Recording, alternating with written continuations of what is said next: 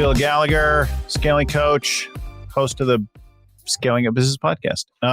We've done now almost 300 of these episodes. It'll be 300. I'll make a big deal of that when it finally arrives. But I'm super excited to have another conversation. We have all these back conversations, the notes, that kind of thing. They're everything to do with scaling up, getting the people right, dialing in your strategy, learning to execute better, improving the cash model of the business, and the leadership that goes along with all those things, what I like to call the fifth decision. All that and more, scalingcoach.com. Scalingcoach.com is a place you can go get all of those tools, notes, listen to the shows, watch the things, all that and more at scalingcoach.com. Anyway, there you go. That's enough about that. And of course, we also have coaches, as you might guess, who work in scaling. Not just me, but nearly 200 around the world now. So we can help connect you to someone in your neck of the woods that can help you figure out either how to get scaling or how to manage the growth that you're already doing. Those are the two big things that we address all the time.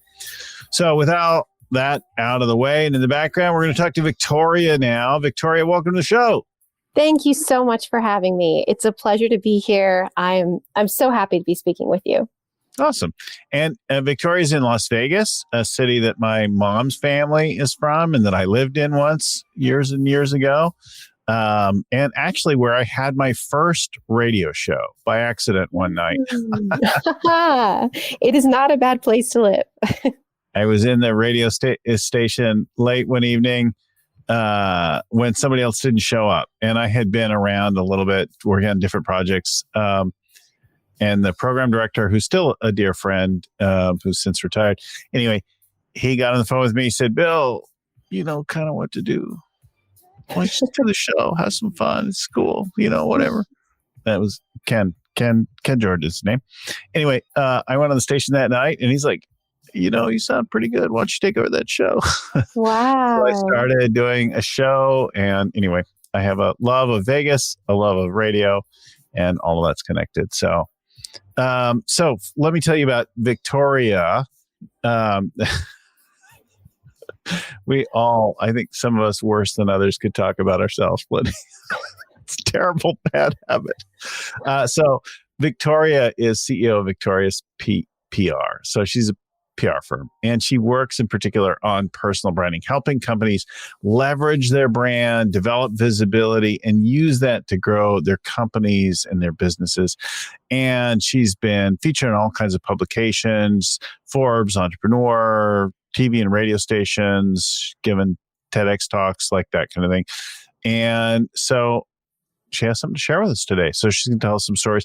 So Victoria, welcome to the show again. And tell us your story. Like, how long have you been in this kind of world? I know you said you did some opera singing. Like, that's a whole range of. So give us a little background on Victoria.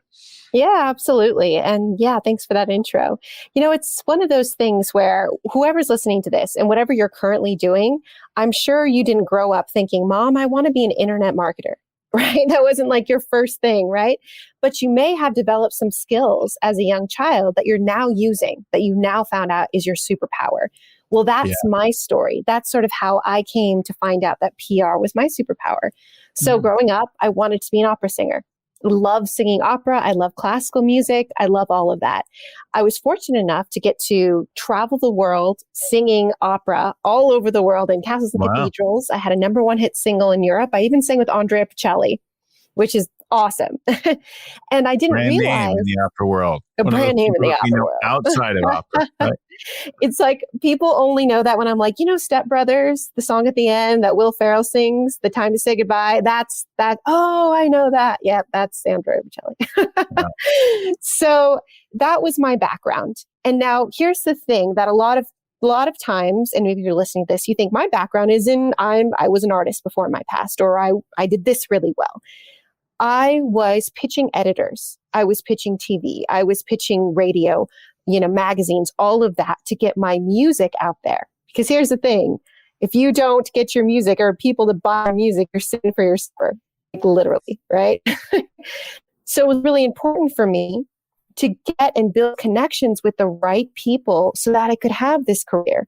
That's the only reason my career was so successful, is because I had that superpower of making these connections, getting people to write about me, getting in those magazines. Now, I didn't know this was a superpower. I just thought, I am singing to survive. I'm doing whatever it takes, right, to live off my craft. When I came back to America, I got kicked out of America. Not for the reason you think. The government decided not to renew my visa because, you need a bunch of money to like stay out there and all these things. And so I had to come back to America. Originally? America. I'm from I'm American. I went to USC for college, all that good stuff. And went to Europe, but could only stay for 2 years. Got kicked out, had to come back to America. And I thought, I have zero skills. I'm not even qualified to run a cash register at, Taco Bell. I literally had no life skills, right? If you've done one thing your whole life, how in the world are you going to jump into a different market, right? Mm-hmm. So I thought, this is my opportunity to prove to myself that I can do this. I can create a business. I've had a nice career, but I want to do business and prove to myself that I can. And to be quite frank, I was tired of being poor. Mm-hmm. So I thought, let's do this. I'm going to go all in. And those ads you see right before YouTube videos, like, oh, if you just buy my course, you can make millions of dollars online, right? We've all seen those. Most of those people are my clients, by the way. So I saw that. I don't care anything about those Lamborghinis out there. It's the books I love, right? That's what's really valuable. Yes, knowledge. But those things, they actually work. And I'm going to tell you a story about how it actually worked. So here I was thinking, I'm not even qualified to run a crash register. I have no skills outside of singing. What am I going to do with my life? I saw this ad from a guy named Dan Henry. I don't know if any of you guys heard of him. He's like this internet marketer guy. And he's like, buy my $1,000 course or whatever and, learn how to make Facebook ads for other people. And I'm like, shoot, that's a lot of money, which is a lot of money when you don't have any money, you don't have a job, right? And I thought, but I believe in myself and I'm just going to go all in and I'm going to figure it out. If I'm going to find some way to figure this out, I'm going to make this work. So I bought his course. I devoured it. Dan Henry watches or Dan? No, Henry? This is Dan Henry, the entrepreneur. Dan Henry get clients, kind of. Get clients, yes. And bought his course and went through it. And in the first month, I made my money back. I got some clients and I went to networking events like crazy because I was old school, right? I didn't know you could do it online. And I'm in Vegas, which is there's networking events there's cocktails in the morning, in the evening, at night. I mean, there's anytime there's a chance to pour cocktails. 24/7, there's whatever you want. Yep. Right. So there I was like just, hitting the pavement, trying to get as many clients as possible. Most of my clients were old performers. And what do you do when you can no longer perform? You become a real estate agent. Right? I didn't know that. Right. There's such a similar personality. You have to be a front person. You have to be like always on. I thought you sold insurance on late night TV. You do that too. And so I found that most of my clients are real estate agents. So I thought I'm going to stay to that niche. I'm going to do real estate because I really get along well with realtors. They're fellow performers. I like the personality. I can do this. Mm-hmm. So built my business just doing what I had done, right? I leveraged my personal brand.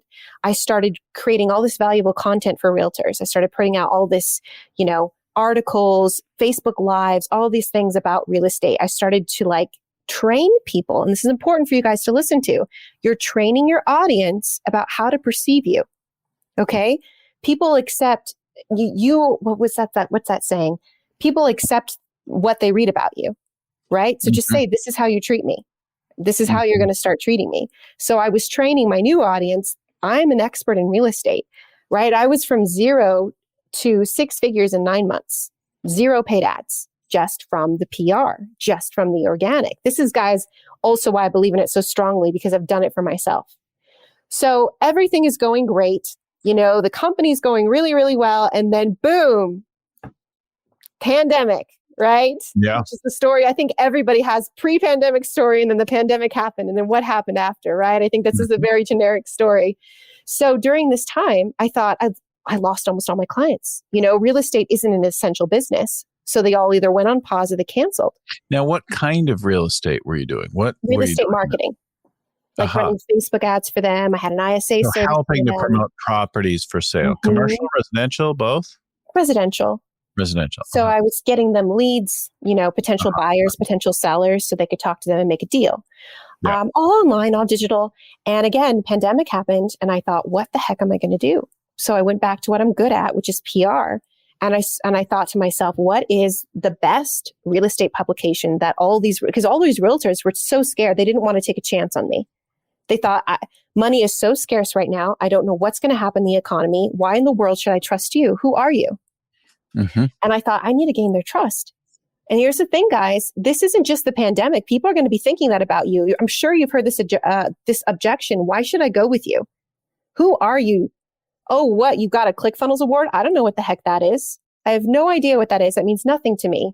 Tell me something that actually means something to me, right?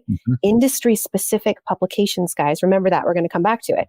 So I thought, what's the number one real estate publication in the world that would actually make a difference to my audience?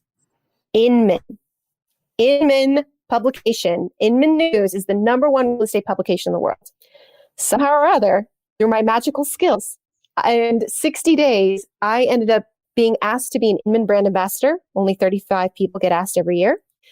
I am a contributor to Inman publication, and they asked me to speak on stage to over 1,000 realtors on their virtual event. So that was just one of the things I had done because I'm like, PR, got to make it happen. My business was fine. Things were up and running again. All my marketer friends started paying attention. And they were like, Victoria, how are you thriving during this time? Like, what is going on here? How are you getting on all these publications? And to me, I thought, well, this is so simple. It's something I've been doing my whole life. And I'm going to go back to the fact where I said, guys, if you're listening to this, remember, there may be a superpower that you have done your whole life that you haven't realized. And even like what you say in your book, Bill, is like, are you an integrator?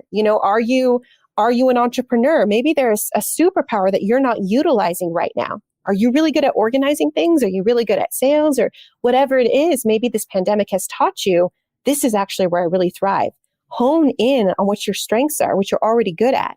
So I realized I'm really good at talking to the media and I actually really like it. So I decided I'd do a beta just to see, can I actually do this? I'm actually good at it. Invited a couple of my marketing friends, did a quick beta. The beta went so well. Some of those clients are even still with me to this day from that first original beta. They are just like not turning off the PR, which is what happens when you realize the power of your personal brand. Why would you turn it off? If you don't have to pay for a lead and somebody actually contacts you and they're already sold on you and see you as an expert, why in the world would you turn that off? Right? That's a warm lead. So I decided to go all in on the PR because I really enjoyed it and loved it. And within 3 months, we had reached 6 figures and we've had 6-figure months consistently since then. So it's been exponential growth. We have 30 clients now and so happy to say, knock on wood, we've never had an unhappy client, which is awesome. And that's sort of my story of how I got into PR. Wow. So that's moved pretty quickly. I mean, I see a progression of stuff, but it's accelerated. Now, didn't real estate, though, see a big increase this year? Did it just change so much that there was no work in it? Or do you still continue? Yeah. Where I am, real estate is crazy. It's been great. I still have a lot of real estate clients. I help a lot of people in the real estate space, but now I do their PR instead of their lead generation. So I just switched the services I do. So now I get them on their local TV stations. I get them in their local papers. Yeah. Have them seen as that authority in their market because every realtor wants to be the most known realtor in their area, right? That's so powerful. For sure. Right. And I know around where I live, there are certain realtors who get more listings than anyone else. Yeah. And they're very visible as having figured out the way to market the homes. The homes all sell for well over the asking price. And there's a whole thing about generating bids and that kind of thing. But there are a few people and you see them around, whether it's you see their name associated with a listing or you see them on the best ones aren't really on like the bus stop signs, but you see them all over town in different places in the supermarket and so on. and they've spent the time to do that. That's different though than the PR, the ones that show up more organically in the area. Well, it's that branding and it's that omnipresence. It's being that go-to. It's being that first person that people think of when they think of real estate or whatever your niche is, right? Or whatever. So talk to us about that. I've wanted for the last 2 years to be top of mind. Like, okay, if you think about a scaling coach, I want people to think of me early, right, in that process. I want to be just considered. I really don't need everybody to choose me, but I want my choice of who I work with, that kind of thing. So I spend a lot of time being visible, but I don't know if I ever get that right. So let's not dissect me, but let's talk about some of your clients. What have you done for them? How did it go? That kind of thing. You talked about Luke, about Jared, you mentioned Dan Henry, that kind of thing. Share some of those stories with us. Yeah, I definitely can. I'll speak about one of my clients, but I think it honestly might be beneficial to the audience as well if talk about you. Because I think that what you're going through is what a lot of people are going through is I hear this all the time, Victoria, I think I'm doing everything right. I post, I do this, I do that. What am I not doing? So share some of those first. And then if you want to pick me apart, I'm happy to play guinea pig. Okay, good. Well, I'm going to tell you about one of my clients. So I'll tell you about my client, Luke. And he started with us and he was on the 7-figure run rate, right? So he hadn't quite reached the $1 million mark yet, but he had just gotten there, right? So he's right there, right? Now he's ready to scale, which is great. However, you hit a ceiling. And if you're listening to this, maybe you can relate where once you get up to a certain level, it is so hard to go to the next level, right? If you once you reach 10K, you're I've met 10K, but then it's impossible to get to 40, 50. And then once you're there, it's another, you talk about, it's another barrier. And so there he was I've reached this $1 million run rate. I can't break through. How do you break through to the next level? And how do you he may be able to hit that every month, but how do you break through to the next level and keep going and going? And now for our listeners, right? We have people that in our accelerator stage that are trying to get to their first $1 million in business. We have others that are trying to get to 100 million for the first time. And we still have some of our core clients who have $1 billion goals right now. So you might be working at any number of different levels of the conversation. The ideas here are the same though. So absolutely. We get that plateau, right? And I said, Luke, let's work on making you the category king. You do mortgage marketing. Mortgage, right? Mortgage. I don't know if you know anything about mortgage people. Very sexy. One, it's super sexy, and two, they're really hard to sell because they're contract people, right? So they're very cut and dry. This is the numbers. Does it make sense? Real estate agents want you to sell them the dream, and they're very much to go along with the flow. Mortgage officers are does this make sense? Where is my money going? Where's the ROI, right? And I thought, we got to find a way to make you sexy, right? To make you this person that they're going to really look up to and respect, right? So it's what we did. We found what was in his background. I just want to say you're another mortgage marketer. And so if you're thinking about I'm stuck right now, it's because you're representing yourself the same as everyone else. If you're saying I'm a this coach or I do this, so is 5 other people. How are you different? So with Luke, we sat down. I'm tell me everything. Don't sugarcoat it. I'm your publicist. Just tell me it all, right? Found out he had sold mortgage in the past. He was a loan officer in the past. He didn't want to tell anybody because he didn't like doing it. He wasn't very successful at it, but then he was super successful at marketing. And I said, what you think is your flaw is actually your key to being different from everyone else. How many marketers out there are former loan officers? Hardly any. That's super hard to do, to be a lender, right. And it doesn't matter if you didn't do it or you failed at it. You're good at marketing. That's why they're hiring you, not because you were a former lender, but we can use that angle to have them respect you. So now we use that angle and said, hey, this guy's just like you.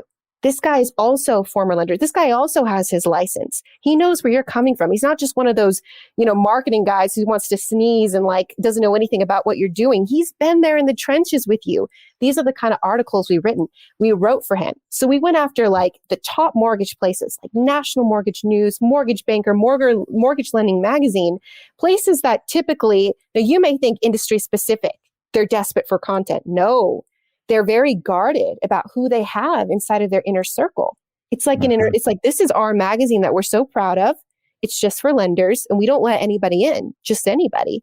Right. So we had to be very particular about how we approach these people. Right. It wasn't just, he's a marketer person, he makes so much money. I want to, if you're listening to this and if your calling card is how much money you make, you need a new pitch, because that doesn't open any, well, I make 7 figures a year. Okay, that's not a calling card. Yeah. Lead with value. Find your unique selling proposition. And sometimes it takes another person to really see you, what your unique value proposition is. It's why my clients work with me, because they think, well, I've done this. That's great. But so does everyone else. Why are you you? Why should they work with you? So we focus on the fact that he was a former lender. This opened up so many doors for us. We've been able to get him in National Mortgage News, Mortgage Banker Magazine, Mortgage Lender Magazine, Mortgage Leader Magazine, Mortgage Mastery Podcast, the biggest mortgage publications in the world. He is now contributors for. He is. What has this done for him is, one, now he's way past the barely breaking point of 7 figures. He's doing very well. He's had to hire more people. He's on a year-long contract with us. So he's not going anywhere, which is fantastic because he sees the benefits of this. More so than this, he was on a podcast, a mortgage podcast, and the host said, you really know what you're talking about. I want to invite you to speak at my mortgage, lending summit. And I want to introduce you to some mortgage people that could really use your services. Here's the thing, PR, being in the right rooms, we all know this. It's not what you do. It's not it's not what you know, it's who you know. That's what PR does. It opens up doors for you that no paid ads will ever open. I'm sorry, you can run paid ads till you're blue in the face. It's not going to take the place of meeting someone face to face and having that connection. And that is why PR is so powerful. And that is why, if you really want to, don't just be a normal business owner. If you're happy making $20K a month or whatever, and that's fine. But if you want to be the category king and the industry leader, then you absolutely need PR. That's how you become the best at what you do.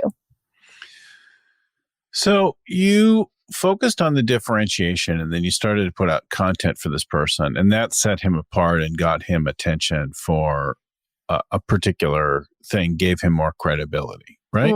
Yeah. Okay, so that's our first one. So then talk about the young entrepreneur that you helped grow and build and develop his brand. Yeah. What did you do with somebody who was young, who didn't have a lot of background? Yeah. So this kid, Jared, I love Jared, so headstrong, so entrepreneurial, 19-year-old kid, and thinking, I have marketing business, it's doing really well, which is awesome. And I'm not quite sure what I want to do. He's pivoted since then to coaching business. So this is what happens when you work with a young person, right? They're constantly switching. But I told him, I said, once we build your personal brand, you can switch to any business you want, which he's done seamlessly. Because we've built his brand, we've built people following him. So when we first started with him, he had a marketing business for e-commerce shops. He did all of their Facebook ads, right? That was his business. And we thought, all right, I want to build you up, because he told us, Victoria, I'm doing this. I'm not quite sure if I'm 100% passionate about it, but it's making me a lot of money, but I might want to pivot, right? And I said, okay, great. I'm glad you're telling me this now. Because what we're going to do is not so much focus on your business, but focus on building your personal brand. So if you ever want to leave it, people are going to follow you. Okay. This is why I was able to pivot so quickly and make a ton of money, is because it was the strength of my name. People knew that I was successful and that I was good at what I did. And so they just trusted me. So I'm like, I'm going to do the same thing for you, Jared. So with Jared, we built him up. We put him in e-commerce magazines. We put him e-commerce podcasts, things like that. But on top of those things, we also focus on his personal brand. So we got him an entrepreneur magazine, right? We are thinking about, all right, how can we get him on top publications for entrepreneurs, right? So people can start seeing him as a thought leader. He pivoted to his coaching program, right? He was doing 7 figures in his marketing. He pivoted to his coaching program and is already doing 6 figures in his coaching program. And of course, I'm not going to take all the credit for that because he's an amazing guy. But the fact is, he could pivot so quickly because he had that trust. He's another one of our year-long clients. Every single month he's getting on podcasts. Every single month he's getting publications, top tier publications, because we've built him that way. And another thing I just want to specify as well is, guys, PR, you have to think about it as a long-term game. If you really want to be the number one authority, you have to be thinking long-term. Don't just think short-term. That's not what a real business is. And that's not what being an authority is, right? When we first start with everyone, we can't just go to like Forbes, right? We have to start small.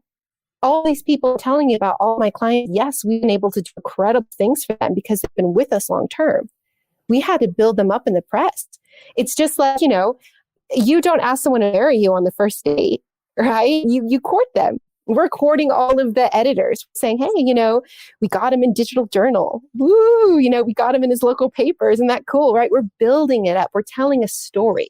We're not just, here's why you need to publish him. This is what's in it for us. It's, hey, look at our client has done this. Our client has done that. This.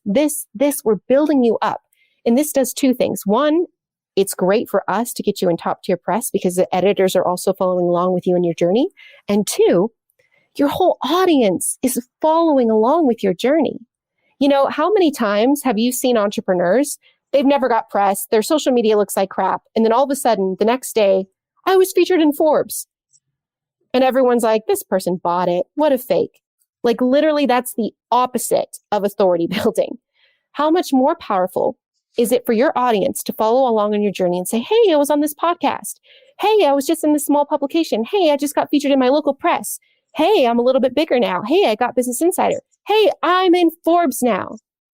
It's a story. All life is stories. Bill, you talk about this all the time. People want to be attached to a story. They want to follow you along on your journey. This is why we do the slow build up as well. It's so good, not only for us, but for you as well. It really makes you seen as that industry leader in the eyes of your audience.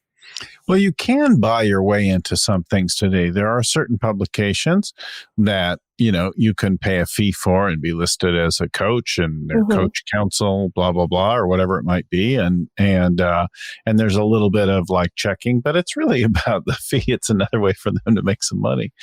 But I don't know if everybody knows that, right? Because I've seen people, you'd be like, oh, well, he's in this thing and that thing. And some people get a great deal of prestige out of some of these things, the listings and the articles and stuff, even when they are paid for, right?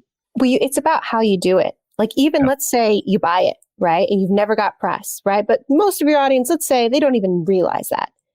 Have you been taught how to leverage that? Do you know what to do with a Forbes win? Do you even know what to do with that? Do you know how to leverage that? Do you know how to keep leveraging that to get more press? No, because you didn't work with a PR company. You just bought it off someone in India that you wired money Bitcoin to, right?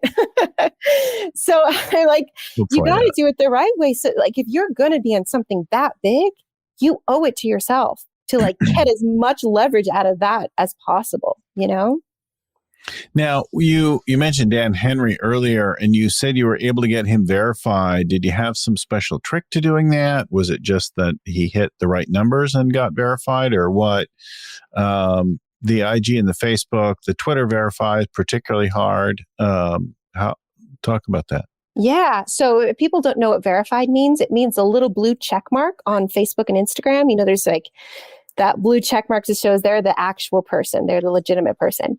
And I know you're shaking your head, Bill, but the thing is... No, I'm like, it suggests, even if people don't know what it is, they oh, that person's a little more credible, a little more, a little bigger deal, right? Yes. Everything is online now. That's how business is done. That's where we're all going. And that is the strongest thing you could possibly do to show your audience, I'm a legitimate, credible person. It's like an actor constantly holding around their Academy Award, right? Which is, but you don't have to do that. So you don't look arrogant or anything. It's just there. Yeah. So if you are a serious person on the online space, I definitely recommend it. Something that you think about getting verified. And now most people think, oh, do I have to have a certain amount of followers or make a certain money? It honestly doesn't have anything to do with that. It's a very hard process. It's really about the amount of press that you have. That's why celebrities, they can get it done like this. And they have 5,000 followers and they can get verified because they have all this press about them. Right. But if you're an internet, is not that many. My daughter has well over that in on her Instagram, and She's not verified. I don't think actually. Well, it's very hard. That's why, right? It's extremely hard to get verified. Yeah. It's all about the press. It's not about how much money you make, and it's not about how much followers you have. It's about how notable are you? Are you an industry leader? Are you actually an authority in your field? Right? So a lot of people come to me and they're like, I have a lot of money.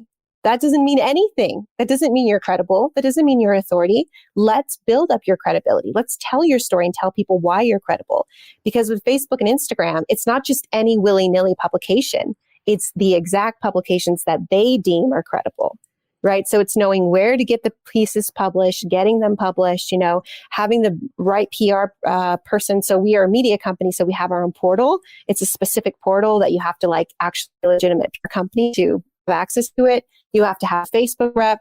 There's many steps involved in it, but it's worth it, right? At the end of the day, to have that verification. Like I said, to do the whole full circle story, Dan Henry was my very first coach in digital marketing. I bought his little course. And then now I'm a legitimate PR company, and he actually came to me. I was able to get him verified. So be able to help your mentor, was the ultimate full circle moment for me. It was really cool. Nice. So what's your personal brand audit or question? I'm willing to play guinea pig with you for a bit. Grill me, maybe something. We could talk about our clients too, but whatever you think is. Yeah. Okay. So tell me, what is you were talking about this fear that I think a lot of people have, and tell me, what are you doing currently, and where do you think the problem is? What do you mean? What am I doing? You said currently you're doing everything right. You're posting on social media, you're doing all the right posts, but you want people to think about you and think scaling coach. You want to be the first person on people's minds. Is that correct? Yes. Okay, great. Absolutely. Yeah, absolutely. So the first thing I would do is, where are the actual publications that people are reading? Have you been on Forbes and Entrepreneur and all those things? Like the big ones, Business Insider, Inc.? No. Okay. Not much. Okay. Here's why I think that they're good ideas. Because one, they're huge publications that people who are actually coaches, they really look up to them. They're actually reading these publications. They carry a lot of weight, Mm-hmm. And the great thing about doing them is you can keep leveraging this content. You just need one article in Forbes. You can use it for life across any platform, any email, any marketing, anything. What I like to do is my articles that I've been on Forbes is I'll keep repurposing it. I'll say, drawback. This is a quote that I had said in the article in Forbes, right? And I'll put the link to it, but I'll put a quote. And then the next thing, it'll be a screenshot, and it'll be another quote, right? So I'll constantly repurpose the big publications that I've been on. One of the other things I do is for retargeting. Mm-hmm. I'll put a link to a publication that I've been on. I was just featured in Entrepreneur, and I'll put a link to that. So it's retargeting people who've come to my website, already familiar with me, and they can see another reason why I'm credible, right? So we've done almost no publications. I do the show. We've done lots of these shows now, and the show has a pretty good following. Then, of course, we have an email list. We have social following. I have people who fall in on Facebook. Actually has the most interaction. Facebook, a little bit on Instagram, and then some LinkedIn, and those, and Twitter's useless in my world that I can see. But anyway, those are some of the places that we show up, and then of course our own website and blog and that kind of thing. But I don't think I've maybe been cited in some of those other articles, but we haven't put an article on Business Insider or Forbes or any of that at this Entrepreneur or Inc. or any of that, really. I would definitely consider it. And another thing, and I think you do this as well, but one thing I would like to say is sharing audiences. Sharing audiences is huge, right? So working with other JV partners, like someone like me who has a big audience, we do a live together or we do an Instagram, right? So we're sharing, my audience is now learning about you, your audience is now learning about me, right? It was mutually beneficial between both parties, right? So somebody who has a complementary skill to you, if you're able to share each other's audiences, I've gotten when I've done a JV like that, Like overnight, I've gotten thousands of followers and messages on Instagram of like, hey, I saw you on Dan Henry's live. Like, I saw that you did blah, blah, blah, blah.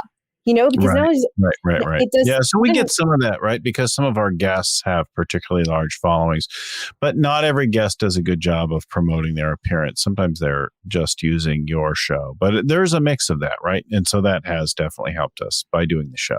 Yes, but also actually getting on their platform, because right now they're on your space, but actually getting in their space, be it a Facebook group or however they like to interact with their audience.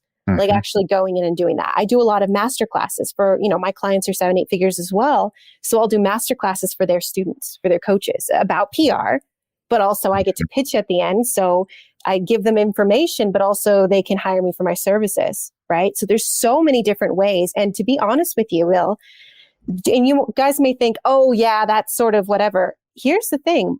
Even though I run paid ads, most of my clients come from word of mouth referrals. Why? Because of the brand. Literally, someone will post something in the ClickFunnels group, which is like 250,000 people. I need PR. 8 people will tag me. People that I don't even know, I've never met before, I've never done their PR, and they're like, Victoria Kennedy is the best. And I'm thinking, how do they know that? They know that because people have been talking about it, and I've been in so many other people's groups, just promoting my values, sharing audiences. So it's that omnipresence things that, Grant Cardone talks about, Gary Vee talks about. That's how, when you said, I want people to think of scaling coach, I want them to think of me, that's how you do it. You're sharing the audiences and you're having that one thing that people are thinking of you about. I think it's good that you point out what are the specific publications or media outlets, because there are places like, I enjoy putting things on Instagram, but my audience isn't hanging out on Instagram. I get a fair amount from one of my family members who's got a huge media presence. Nice. But is following, they're not hiring people like me to help them. They're not growing a business right there. Right. So it's a different kind of following. And even that, for that same matter, like my daughter and her friends, she has a pretty good sized following, right? They're also not hiring me. It's amusing, right? It's a place of amusement and connection, but it's more personal than anything else. Yeah. And but if you're in those publications that your audience is actually reading, right? Anyone who's reading that, they care. They really care about their business, those high quality people. Telling our client stories has been the thing that's been the most fun to do, right? When we have permission, when we're able to directly tell a client story or even feature a client and the things that we've done for them. That's the thing that I most enjoy doing. I love that. All right. So some takeaway points to tell folks and some more information about this. You've got to invest in the brand, time and money spent working on your brand rather than leaving it to chance. And if you don't craft the story, the narrative, somebody else will do it. It'll happen by default. You really want to make sure you think about what is the story you're telling. And then the organic matters as much as the paid out there. There's a great deal of trust built with that. If you want to find more information about Victoria's PR, you'll go check out victoriaspr.com. And we'll put that in the crawl and the screen here and in the show notes and that kind of thing. But, how do you move yourself from lead marketing to PR, from one industry to a next, from being an international opera singer to running a PR firm in Vegas, right? You're going to leverage and transition, combine those things. So if you're interested in more information, you'll go find all of that there. Victoria's PR. Big shout out to Lucy Summers in the background, helping get our show ready and produce and distribute and all of that. And to Vern Harnish, author and creator of the Scaling Up Framework, my mentor in all these things. And then, of course, to Albert Burge at Podfly Productions, who edits our audio, to Ayn Kadina and Tim McGowan, who write up and compile and proofread our show notes and get everything out the door. Thanks again, everyone, for listening and watching. Keep scaling up. We'll talk to you next time.